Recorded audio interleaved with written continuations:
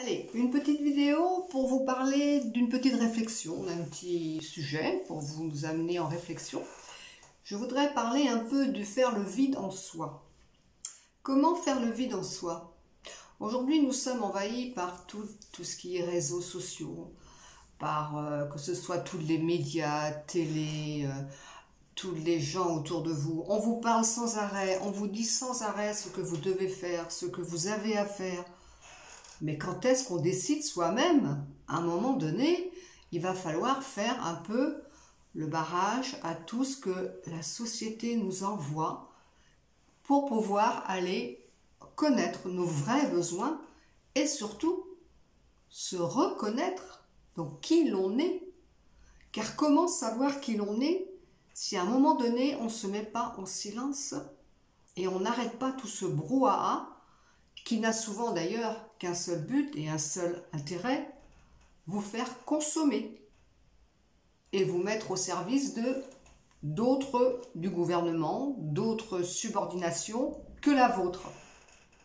Mais à un moment donné, il faut bien retrouver son libre arbitre et oser être qui l'on est. Et c'est simplement en se mettant en retrait et en apprenant à penser soi-même, en ralentissant, en faisant un peu le vide autour de soi, que l'on arrive à se parler et à s'écouter surtout. Parce que tous les jours, la vie vient nous parler, vient nous faire toc-toc, mais on ne l'écoute pas. Pas parce qu'on ne veut pas l'écouter, parce qu'on ne peut pas l'écouter. Puisqu'on est envahi sans arrêt de pensées, de choses à faire, de choses à dire.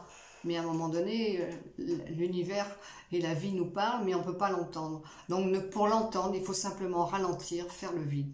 Et à ce moment-là, vous allez pouvoir descendre au fond de vous. Car la vraie solution, les vraies réponses ne se trouvent qu'à l'intérieur de vous.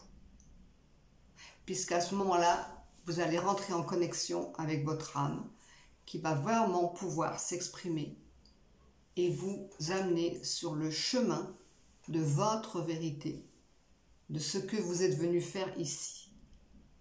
Ça demande un peu de courage, ça demande aussi d'être conscient de ce qu'on vit et d'observer un peu le monde et de se mettre un peu en retrait pour observer cette vie qui nous fait courir, qui nous fait consommer et qui nous asservit. Voilà. À un moment donné, il faut reprendre son pouvoir. Et pour reprendre son pouvoir, il faut le décider.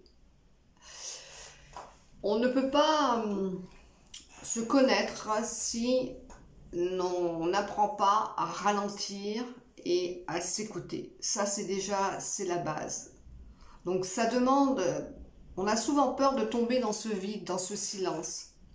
Mais ce silence et ce vide, en fin de compte, il est informé de beaucoup de choses qui nous sont là à notre portée, plein d'outils, plein de connaissances qu'on a ramenées d'autres vies et qui nous demandent qu'à s'épanouir aujourd'hui.